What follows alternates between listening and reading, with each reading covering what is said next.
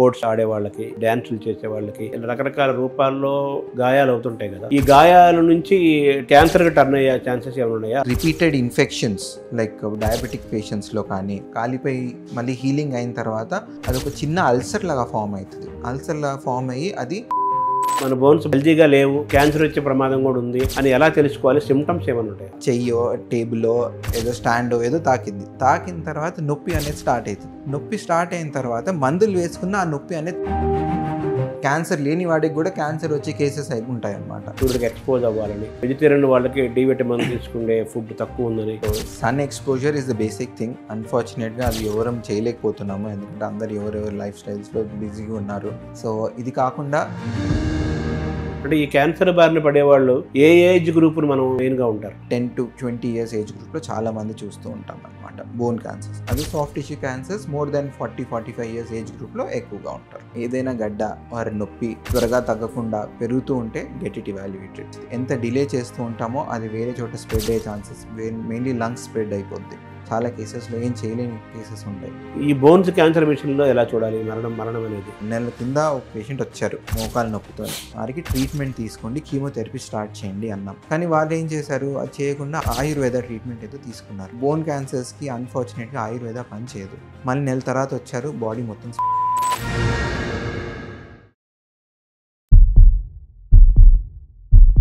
నమస్కారం. మనతో పాటు డాక్టర్ శ్రీనాథ్ గుప్తా ఉన్నారు. వారు ఆర్థోపెడిక్ ఆంకాలజిస్టు. అంటే బోన్స్కు సంబంధించిన రకరకాల క్యాన్సర్స్ ఉంటాయి, వాటిని ఎలా కనిపెట్టాలి, వాటికి ఎలా చికిత్స చేయాలి, ఇది చేసి తిరిగి వాళ్ళ నార్మల్స్కి తీసుకురావచ్చా, అసలు బోన్స్ క్యాన్సర్ ఎందుకు వస్తుంది, ఏ వయసు వాళ్ళకి వస్తుంది, ఎలా వస్తుంది, వీటిని ఏ విధంగా నివారణ చేసుకోవచ్చు, అలాగే క్యాన్సర్ సంబంధించిన ప్రివెన్షను, క్యూరు, కేరు ఇవన్నీ కూడా డాక్టర్ గారి ద్వారా తెలుసుకుందాము. అలాగే టిష్యూ అంటారు, లోపల ఉండే కణాలకి లోపల నరాలకి కూడా క్యాన్సర్ వస్తుంది. అది చాలా రేర్గా వచ్చే క్యాన్సర్. దీని గురించి కూడా డాక్టర్ గారి ద్వారా తెలుసుకునే ప్రయత్నం చేద్దాం. నమస్తే డాక్టర్ గారు. నమస్కారం అండి. ఎందుకు బోన్స్కి క్యాన్సర్ వస్తుంది? ఈ బోన్స్కి వచ్చే క్యాన్సర్ ఎన్ని రకాలుగా ఉంటుంది? ఏ ఆర్గాన్స్కి ఏ ప్లేసెస్లో క్యాన్సర్స్ వచ్చే అవకాశం ఉంది? బేసిక్గా బోన్స్కి కండరాలకి వచ్చే క్యాన్సర్స్ అన్నింటినీ సార్కోమాస్ అంటారండి.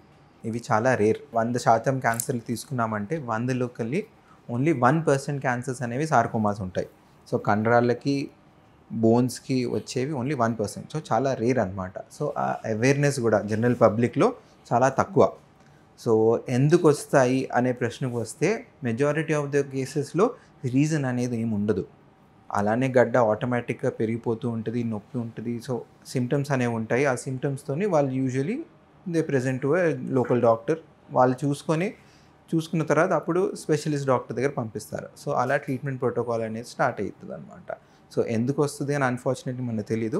అండ్ ఏజ్కి వస్తే యూజువలీ పిల్లల్లో చాలా ఎక్కువగా చూస్తాము. సో పిల్లల తర్వాత ఒక రకం ఉంటుంది కాండ్రోసార్కోమా అనేది. అది ఎల్డర్లీ ఏజ్ గ్రూప్, అంటే 40-50 అండ్ అబవ్ వాళ్ళకి వస్తాయి. ఇవి బోన్ సార్కోమాస్లో. అదే సాఫ్ట్ టిష్యూ సార్కోమాస్ ఉన్నాయనుకోండి, సాఫ్ట్ టిష్యూ సార్కోమాస్ అనేవి పెద్దవాళ్ళల్లో ఎక్కువగా ఉంటాయి. సో బోన్ సార్కోమాస్ ఏమో పిల్లల్లో ఎక్కువగా ఉంటాయి, సాఫ్ట్ టిష్యూ సార్కోమాస్ ఏమో పెద్దవాళ్ళల్లో ఎక్కువగా వస్తాయి అన్నమాట. మన బోన్స్ హెల్తీగా లేవు, క్యాన్సర్ వచ్చే ప్రమాదం కూడా ఉంది, పరిస్థితికి వచ్చేసాం మనము అని ఎలా తెలుసుకోవాలి? సిమ్టమ్స్ ఏమైనా ఉంటాయి? చాలామందికి వైటమిన్ డెఫిషియన్సీ అలాంటివి ఉంటాయి. సో దానివల్ల క్యాన్సర్ గురవుతాయా అనేది ఇంకా ఏం ప్రూవ్ అవ్వలేదు.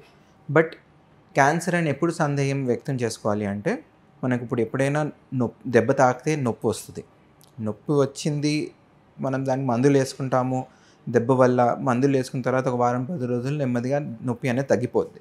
కానీ క్యాన్సర్ వల్ల ఏమైందంటే గడ్డ అలానే ఉంటుంది. వాళ్ళకి ఏదో చెయ్యో టేబుల్లో ఏదో స్టాండో ఏదో తాకిన తర్వాత నొప్పి అనేది స్టార్ట్ అవుతుంది. నొప్పి స్టార్ట్ అయిన తర్వాత మందులు వేసుకున్న ఆ నొప్పి అనేది తగ్గదనమాట. నొప్పి తగ్గకుండా నొప్పి పెరుగుతూ తర్వాత మళ్ళీ గడ్డ సైజు స్వెల్లింగ్ అంటారు, స్వెల్లింగ్ కూడా పెరుగుతూ ఉంటుంది. సో ఇలాంటప్పుడు మనకు డౌట్ రావాలి, స్వెల్లింగ్ పెరుగుతుంది, ఇది నార్మల్ గడ్డ కాదు, సో దీనికి ఇవాల్యుయేట్ చేసుకోవాలి అని చెప్పి అప్పుడు ఎవరైనా స్పెషలిస్ట్ డాక్టర్ని కన్సల్ట్ అయితే బాగా. ఇది తప్పితే మామూలు సిమ్టమ్స్ ఏం తెలియవు. నొప్పి స్వెల్లింగ్ తప్ప ఇంకా వేరే సిమ్టమ్స్ ఏంటంటే బోన్ వీక్ అవుతూ ఉంటుంది. బోన్ వీక్ అవుతూ ఉండడం వలన బోన్ అనేది ఈజీగా ఫ్రాక్చర్ అవ్వచ్చు. సో ఇప్పుడు నడుస్తూ కింద పడిపోయి ఫ్రాక్చర్ అయిపోయింది అనుకోండి, మన బోన్స్ విరగవు, ఎందుకంటే బోన్స్ హెల్తీ ఉన్నాయి. బట్ అంత పెద్దగా యాక్సిడెంట్ లాంటిది ఏం కాకుండా కూడా ట్రివియల్ ట్రామా వల్ల కూడా ఏమైనా ఫ్రాక్చర్ అయిపోయింది అనుకోండి, అప్పుడు ఇంకొక రీజన్ ఉండాలి అనమాట. సో ఆ రీజన్ ఏంటి అనేది కనుక్కుంటే బెటర్. మీ దగ్గరకు వచ్చే పేషెంట్స్ ఏ స్టేజ్లో వస్తున్నారు, ఏ ఆర్గాన్ ఎఫెక్ట్ వస్తున్నారు బోన్స్ విషయంలో? బోన్స్లో యూజువల్గా మోకాలు చుట్టూరా చాలా కేసెస్ చూస్తూ ఉంటాం.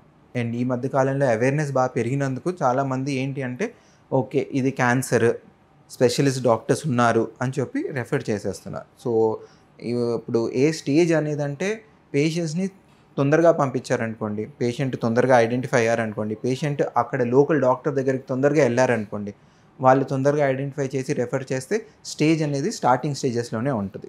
స్ప్రెడ్ అయ్యే ఛాన్సెస్ చాలా ఎక్కువగా ఉండవు. అదే బాగా లేట్గా పేషెంట్ దగ్గరలో ఉన్న డాక్టర్ దగ్గరికి వెళ్ళారనుకోండి, అప్పుడు స్టేజ్ అనేది ఇప్పుడు క్యాన్సర్ స్ప్రెడ్ అయ్యే ఛాన్సెస్ ఎక్కువగా ఉంటాయి. అప్పుడు స్టేజ్ 4లోకి వెళ్ళిపోయే రిస్క్ చాలా ఎక్కువగా ఉంటుంది అనమాట. సో ఇప్పుడు మనకి నొప్పి కానీ వాపు కానీ తగ్గకుండా ఉండే కేసెస్లో త్వరగా ఎవాల్యుయేట్ చేసుకొని, ఎందుకంటే ఊర్లలో ఉంటారు జనాలు, అక్కడ వాళ్ళకి ఉండేది local RMP doctors, general doctors ఉంటారు. అక్కడి నుంచి వాళ్ళు త్వరగా ఎవాల్యుయేట్ చేసుకొని హయ్యర్ సెంటర్స్కి మాలాంటి చోటుకి వచ్చేస్తే అప్పుడు త్వరగా ఎవాల్యుయేట్ చేసి మళ్ళీ ట్రీట్మెంట్ అనేది 1-2లో ఉన్నప్పుడే ట్రీట్ చేసుకుంటే రిజల్ట్స్ అనేవి బెటర్గా ఉంటాయి. మీ దగ్గరికి వస్తున్న పేషెంట్ ఎలా వస్తున్నారు అంటే అవేర్నెస్ తక్కువ ఉంది అంటున్నారు కదా. సో ఇప్పుడు పేషెంట్ యూజువల్గా లోకల్ డాక్టర్ దగ్గరికి వెళ్ళిన తర్వాత వాళ్ళు ఎక్స్రే అనేది చేస్తారు. ఎక్స్రేలో మళ్ళీ ఎంఆర్ఐ స్కాన్స్లో గడ్డ, అది బోన్ నుంచి వస్తున్న గడ్డ అని వాళ్ళకి సందేహం వ్యక్తం అయిపోతే అప్పుడు అక్కడి నుంచి వాళ్ళు ఆర్థోపెడిక్ ఆంకోసర్జన్ అనేది ఉంటారు, వాళ్ళ దగ్గరికి వెళ్ళండి అని మా దగ్గర పంపిస్తారు. ఎందుకంటే ట్రీట్మెంట్లో బయాప్సీ నుంచి కీమోథెరపీ, సర్జరీ అన్నీ ఒకటే సెంటర్లో అయితే రిజల్ట్స్ బాగా బెటర్గా ఉంటాయి. బయాప్సీ ఒక చోట చేయించుకొని, కీమోథెరపీ ఒక చోట చేయించుకొని, సర్జరీ ఇంకో చోట చేయించుకుంటే ఆ రిజల్ట్స్ అనేది బెటర్గా ఉండవు అనమాట. సో మా దగ్గరికి వచ్చిన తర్వాత పేషెంట్ ఇప్పుడు బోన్ క్యాన్సర్ అని డౌట్తో పంపిస్తారు. పంపించిన తర్వాత ఫస్ట్ బయాప్సీ అనేది చేస్తాం, ఎక్స్రే ఎంఆర్ఐ చూసి దాని తర్వాత బయాప్సీ చేస్తాం అనమాట. బయాప్సీలో అక్కడి నుంచి ముక్క తీస్తాం, ముక్క తీసి టెస్టింగ్ పంపిస్తాం. ఆ టెస్టింగ్ పంపించిన ముక్క ఏ టైప్ ఆఫ్ క్యాన్సర్ అనేది మనకు చెప్తుంది. ఇది సేమ్ థింగ్ బోన్స్కి ఉండనివ్వండి, కండరాలకు ఉండనివ్వండి, ఏది కంతి అయినా బయాప్సీ చేయాల్సిందే. అది బయాప్సీకి వెళ్ళిన తర్వాత ఆ టైప్ ఏంటి అనేది వస్తుంది. ఆ టైప్ తెలిసిన తర్వాత దాని ప్రకారం ట్రీట్మెంట్ ఉంటుంది. సో ట్రీట్మెంట్ పరంగా కొన్నిటికి కీమోథెరపీ ఇవ్వాల్సి వస్తుంది, కీమోథెరపీ తర్వాత సర్జరీ చేయాల్సి వస్తుంది, సర్జరీ తర్వాత మళ్ళీ కీమోథెరపీ. సో ఇది కొన్ని క్యాన్సర్స్లో రేడియేషన్ కూడా యాడ్ చేస్తాం. మళ్ళీ కొన్ని క్యాన్సర్స్ ఉన్నాయి దాంట్లో ఓన్లీ సర్జరీ ఉంటుంది, కీమోథెరపీ కానీ రేడియేషన్ కానీ పనిచేయదు. సో ఎటువంటి క్యాన్సర్ అనేది తెలవడానికి మనకు ఫస్ట్ బయాప్సీ డయాగ్నోసిస్ కరెక్ట్గా కావాలి. సో అప్పుడప్పుడు ఏమైపోద్దంటే బయట వేరే ఎక్కడైనా బయాప్సీ చేయించుకుంటే రిపోర్ట్ అనేది తప్పు వచ్చే ఛాన్సెస్ ఉంటాయి. ఎందుకంటే యాజ్ ఐ టోల్డ్ యూ, మన cancers, bone cancers, soft tissue cancers చాలా చాలా రేర్. సో ఆ రేర్ క్యాన్సర్స్ బయట వాళ్ళు చూసి కరెక్ట్గా డయాగ్నోస్ చేసే ఛాన్సెస్ చాలా తక్కువగా ఉంటాయి. సో బయట రాంగ్ డయాగ్నోసిస్ అయిపోయి రాంగ్ ట్రీట్మెంట్ అయ్యే కేసెస్ ఉంటాయన్నమాట. అందుకే మా దగ్గర వచ్చిన తర్వాత మళ్ళీ బయట అయిన ముక్కను కూడా మళ్ళీ పరీక్షిస్తాం. ఆ ముక్కని మళ్ళీ ఇవాల్యుయేట్ చేసుకొని మా దగ్గర పెథాలజిస్ట్తోని కన్ఫర్మేషన్ తీసుకున్న తర్వాతే దాన్ని ఆ రకమైన క్యాన్సర్ లాగా ట్రీట్ చేస్తామన్నమాట. మామూలుగా చేతులు, కాళ్ళు, పొట్ట నరాలకి, టిష్యూస్కి కూడా క్యాన్సర్ వస్తుందని వింటున్నాం కదా, అది నిజమేనా? అది బాడీలో ఉన్న any part, any organ, any tissue దేనికైనా రావచ్చు క్యాన్సర్. సో యూజువల్గా అన్ని మన బాడీలో సెల్స్ అనేవి యాక్టివ్గా డివైడ్ అవుతూ ఉంటాయి. ఇప్పుడు ఆ డివిజన్ అనేది కంట్రోల్లో పెట్టడానికి వేరే సెల్స్ ఉంటాయి బాడీలో. ఆ కంట్రోల్ అనేది ఎప్పుడైతే తప్పిద్దో దాన్ని క్యాన్సర్ అంటారు. ఆ కంట్రోల్ తప్పినప్పుడు ఆ డివిజన్ అనేది ఇంకా విపరీతంగా అయిపోయి more number of cells develop అయిపోతాయి. అలాంటప్పుడు అవి క్యాన్సర్లా మారే ఛాన్సెస్ ఉంటాయి. And this can happen to any part of the body. కొన్ని ప్రమాదకరమైన కణుతులు కొన్ని ఉంటాయి కదా, అలాగే కొన్ని ఏమో వ్యాపిస్తాయా? సార్కోమాస్ అన్నీ స్ప్రెడ్ అయ్యే ఛాన్సెస్ ఉంటాయి. కొన్నిట్లో ఛాన్సెస్ తక్కువ, కొన్నిట్లో ఛాన్సెస్ ఎక్కువ. సో ఇప్పుడు బాల్ పాక్ ఒక ఫిగర్ చెప్పాలంటే 100 మందిని ట్రీట్ చేసామనుకోండి, 100లో మేబీ ఒక 60 పేషెంట్స్కి ఏం ప్రాబ్లం లేకుండా ఉంటారు. అంటే ఇప్పుడు 100 మందికి ఎక్కడ స్ప్రెడ్ అవ్వకుండా మనం ట్రీట్మెంట్ చేసాం.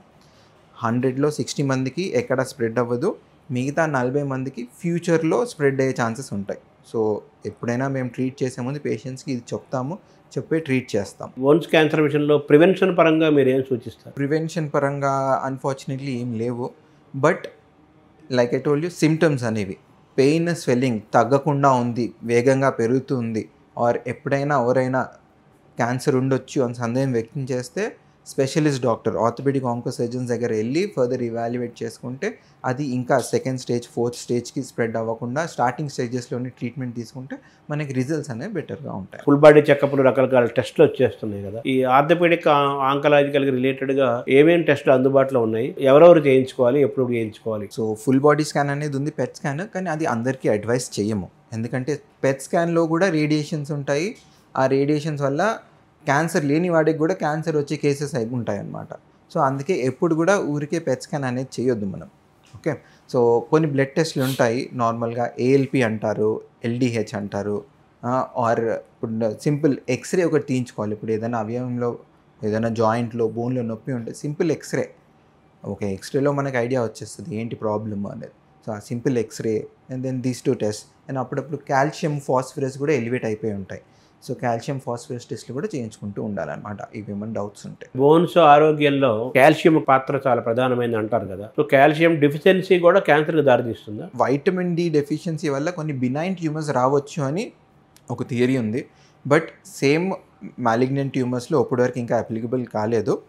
బట్ ఎనీవేస్ కాల్షియంని, వైటమిన్ డిని కరెక్ట్గా లెవెల్స్లో పెట్టుకుంటూ ఉంటే బోన్స్ హెల్దీ ఉంటాయి, ఇంకా రిపీటెడ్ ఫ్రాక్చర్స్ అవన్నీ అవాయిడ్ అవుతాయి. సో అదైతే తప్పనిసరిగా మనం మెయింటైన్ చేసుకుంటూ ఉండాలి. వైటమిన్ డి అనేది ఇప్పుడు ప్రస్తుతం ఛాలెంజింగ్గా ఉంది కదా, సూర్యుడికి ఎక్స్పోజ్ అవ్వాలని, లైఫ్ స్టైల్ మారడం వల్ల ఎక్స్పోజ్ అవ్వట్లేదని, వెజిటేరియన్ వాళ్ళకి డి విటమిన్ తీసుకునే ఫుడ్ తక్కువ ఉందని, ఇవన్నీ మనకు వినపడుతున్న నేపథ్యంలో విటమిన్ డిని మనం ఎలా ప్రొక్యూర్ చేయాలి, బాడీకి తగినట్టుగా దాన్ని ఎలా మనం అధిగమించాలి, ఎలా తెచ్చుకోవాలి? So sun exposure is the basic thing. అన్ఫార్చునేట్గా అది ఎవరం చేయలేకపోతున్నాము, ఎందుకంటే అందరు ఎవరెవరు లైఫ్ స్టైల్స్లో బిజీగా ఉన్నారు.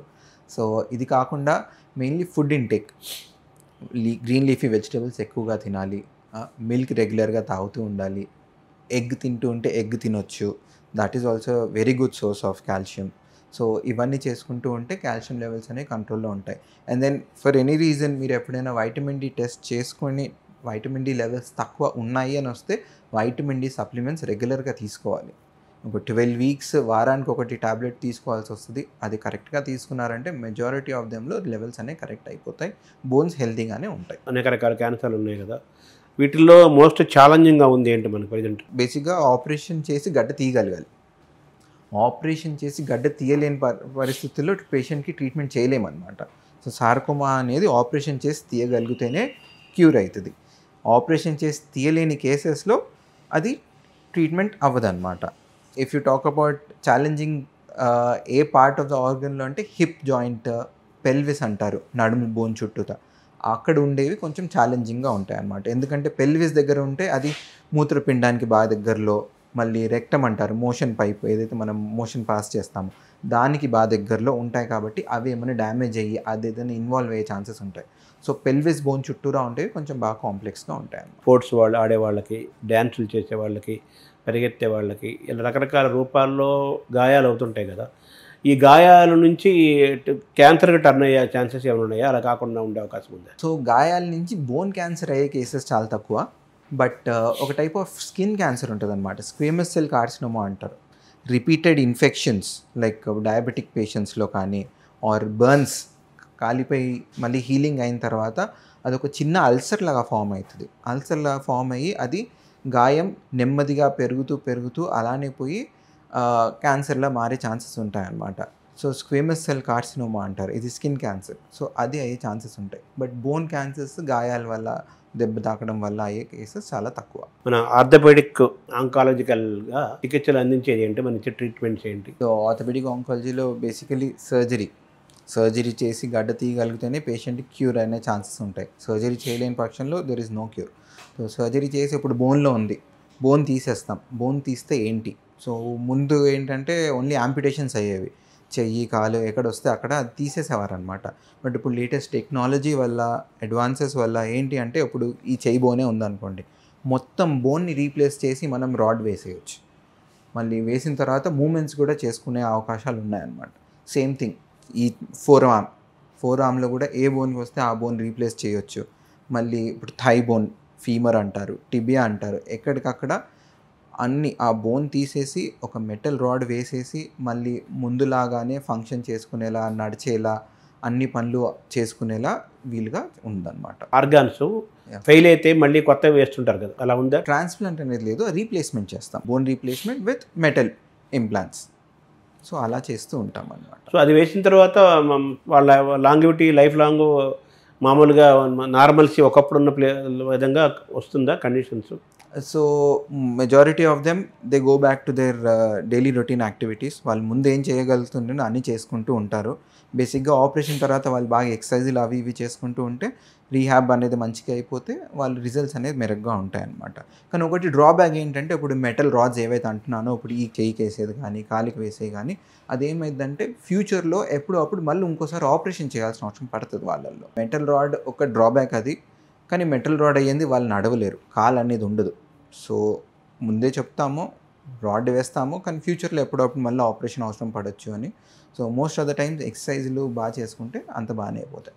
ఇంకొక విధమైన ఆపరేషన్ చేయొచ్చు, ఏంటి అంటే బయోలాజికల్ రీకన్స్ట్రక్షన్ అంటారు. దాంట్లో ఏంటంటే ఏదైతే బోన్ ఎఫెక్ట్ అయిందో ఆ బోన్ తీసేస్తాం. తీసిన తర్వాత దాన్ని రేడియేషన్ ద్వారా అయినా లిక్విడ్ నైట్రోజన్ ద్వారా క్రయోథెరపీ అంటారు. ఈ రెండు ద్వారా ట్రీట్మెంట్ చేస్తామన్నమాట. సో బేసిక్గా అదే రోజు అన్నీ అయిపోతాయి. ఆపరేషన్ థియేటర్లోనే గడ్డ తీస్తాము, దానికి రేడియేషన్ ఇస్తాము ఆర్ లిక్విడ్ నైట్రోజన్లో దానికి ఎక్స్పోజ్ చేస్తాము. ఇది ఒక 1 hour ప్రాసెస్ ఉంటుంది. దాని తర్వాత అదే బోన్ని తెచ్చి వాపస్ ఫిక్స్ చేసేస్తాం అనమాట. సో ఇలాంటి కేసెస్లో ఆ బోన్ పైన కింద అంతా అతుక్కుపోయింది అనుకోండి, so that will become as good as the normal bone. So దీంట్లో ఇలాంటి కేసెస్లో ఏంటంటే ముందు ఇప్పుడు రాడ్ వేస్తే మళ్ళీ ఫ్యూచర్లో ఆపరేషన్ చేసే రిస్క్ అనేది ఉంటుంది కదా, అది ఈ బోన్స్లో ఇలా ప్రొసీజర్ చేయగలిగితే ఉండదన్నమాట. కానీ అన్ఫార్చునేట్గా ఏంటంటే ఇది అన్ని కేసెస్లో చేయలేం. దీంట్లో ఏంటంటే జాయింట్, ఇప్పుడు షోల్డర్ జాయింట్ కానీ నీ జాయింట్ కానీ జాయింట్ దగ్గరలో ఉండదు గడ్డ, జాయింట్ నుంచి దూరంగా ఉంటే గడ్డ అలా చేయడానికి వీలుగా ఉంటుంది అనమాట. ఈ డయాబెటిక్ పేషెంట్స్ కూడా పెరుగుతున్నారు కదా, వాళ్ళు ఎలా కేర్ఫుల్గా ఉండాలి? వాళ్ళకు కూడా క్యాన్సర్ టర్న్ అయ్యే అవకాశం ఏమైనా ఉంటుంది? డయాబెటిక్ కేసెస్లో డయాబెటిక్ అల్సర్స్ ఫామ్ అయ్యే ఛాన్సెస్ ఉంటాయి. సో డయాబెటిక్ అల్సర్స్ ఏంటంటే హీలింగ్ త్వరగా కాకుండా బాగా వేధిస్తూ ఉంటాయి పేషెంట్స్ని. సో అల్సర్స్కి కరెక్ట్గా ప్రాంప్ట్ ట్రీట్మెంట్ తీసుకోవాలి. సో అల్సర్ అలానే ఇగ్నోర్ చేసామనుకోండి, అప్పుడప్పుడు అల్సర్ నుంచి like I said squamous cell carcinoma అనేది అన్నా కదా, అవి డెవలప్ అయ్యే ఛాన్సెస్ ఉంటాయి అన్నమాట. కీమోథెరపీ, రేడియేషను, సర్జరీ అన్నారు కదా, అన్నీ కంబైన్గా చేయాల్సి వస్తుందా లేకపోతే ఒక్కొక్క స్టేజ్లో ఏమైనా ఉంటాయి? సో ఇప్పుడు ఆస్టియోసార్కోమా, ఇవింగ్ సార్కోమా 2 రకాలు ఉన్నాయి. ఈ రెండిట్లో కీమోథెరపీ అనేది కంపల్సరీగా ఇవ్వాలి.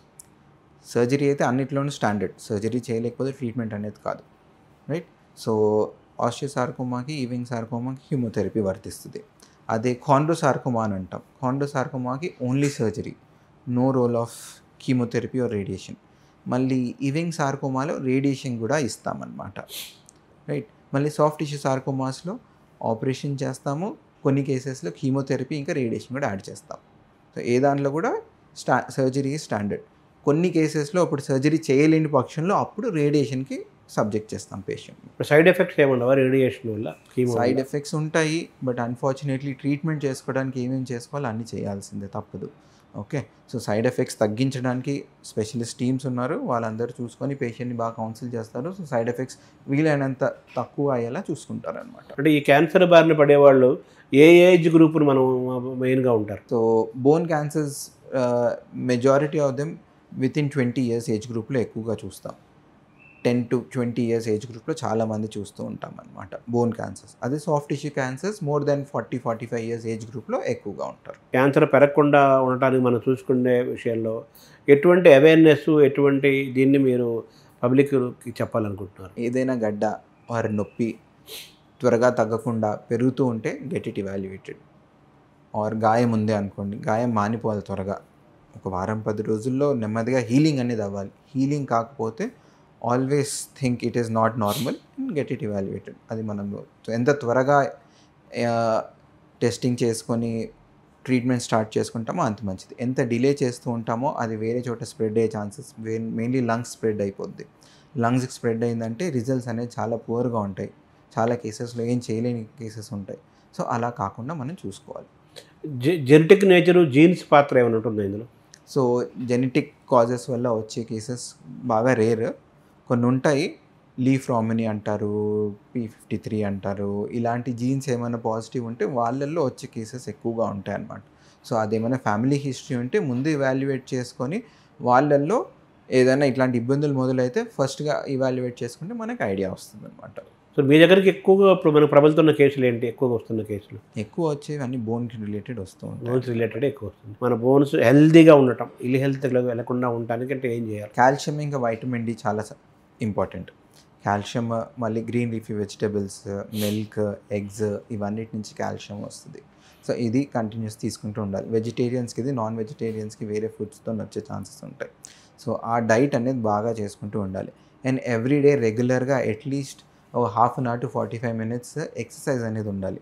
ఎక్సర్సైజ్ చేస్తూ ఉంటే బోన్స్ ఎప్పటికీ స్ట్రాంగ్గా ఉంటాయి, బాడీ ఫ్లెక్సిబుల్గా ఉంటుంది. ఎక్సర్సైజ్ చేసుకోకుండా ఏజ్ పెరుగుతున్న కొద్దీ ఎక్సర్సైజ్ ఇగ్నోర్ చేస్తూ ఉంటే అది బాగా ఇబ్బంది అయిపోద్ది అనమాట ఫ్యూచర్లో. సో ఎక్సర్సైజ్ అనేది చాలా ఇంపార్టెంట్. డైట్ కూడా చాలా ఇంపార్టెంట్గా మెయింటైన్ చేసుకుంటే వాళ్ళు బెటర్గా చేస్తారు. మజిల్ పవర్ చాలా ఇంపార్టెంట్ అంటారు, అలాగే బోన్ స్ట్రెంగ్త్ ఇంపార్టెంట్ అంటారు. ఈ రెండింటిని ఎలా చూడాలి రిలేషన్? మజిల్స్ అనేవి ఏజ్ పెరుగుతున్న కొద్దీ వీక్ అయిపోతాయి. వీక్ అవ్వకుండా కొన్ని దాంట్లో కూడా సప్లిమెంట్స్ ఉంటాయి, మెగ్నీషియం సప్లిమెంట్స్ అంటారు.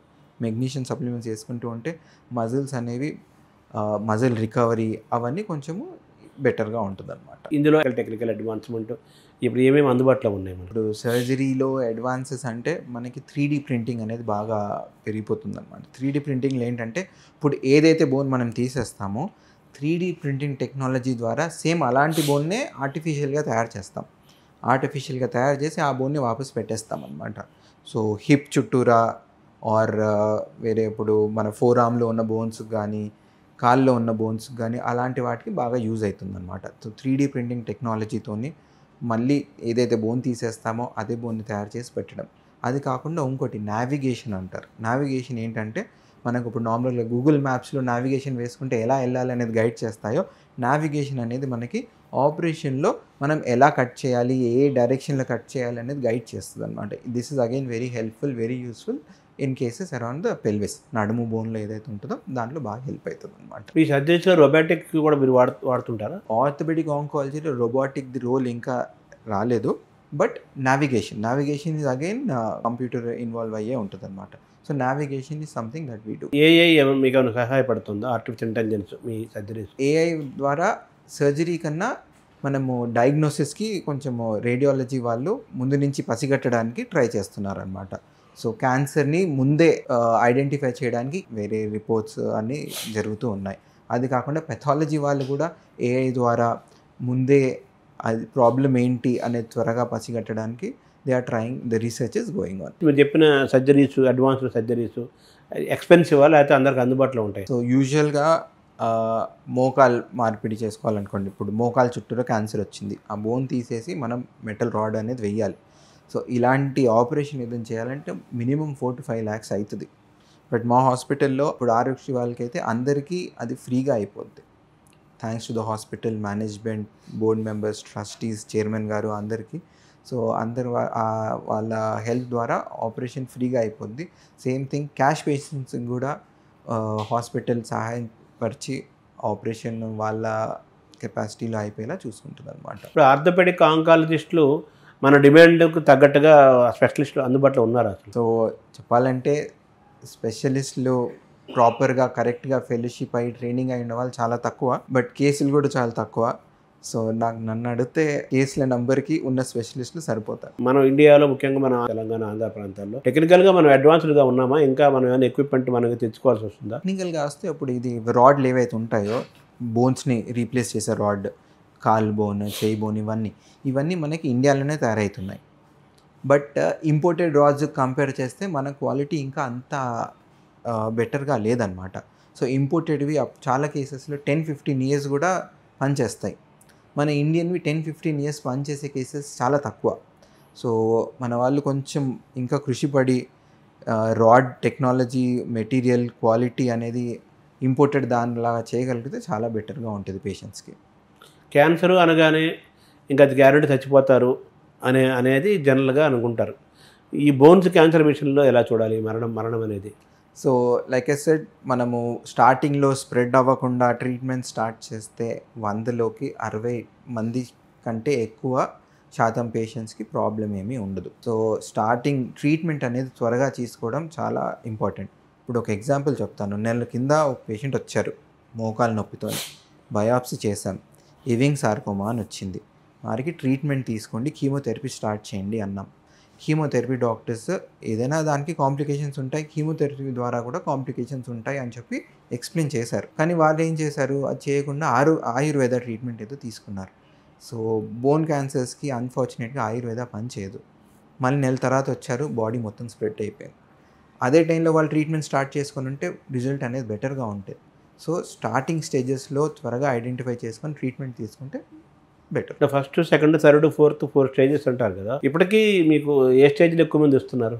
మెజారిటీ ఆఫ్ దెమ్ స్టేజ్ 1, 2లో వచ్చేస్తారు. మిగతా క్యాన్సర్స్కి ముదిరిపోయిన తర్వాత ఎక్కువ వస్తున్నారు. Yeah. దీనికి అంత అర్లీగా ఎలా రాగలుగుతున్నారు? మన అడ్వాంటేజ్ ఏంటంటే బోన్స్లో ఉంటుంది కాబట్టి మనం బోన్ మీద ప్రెషర్ వేసి నడుస్తూ ఉంటాం కాబట్టి, పని చేస్తూ ఉంటాం కాబట్టి ఆ బోన్కి నొప్పి అనేది ఎక్కువగా త్వరగా వచ్చేస్తుంది.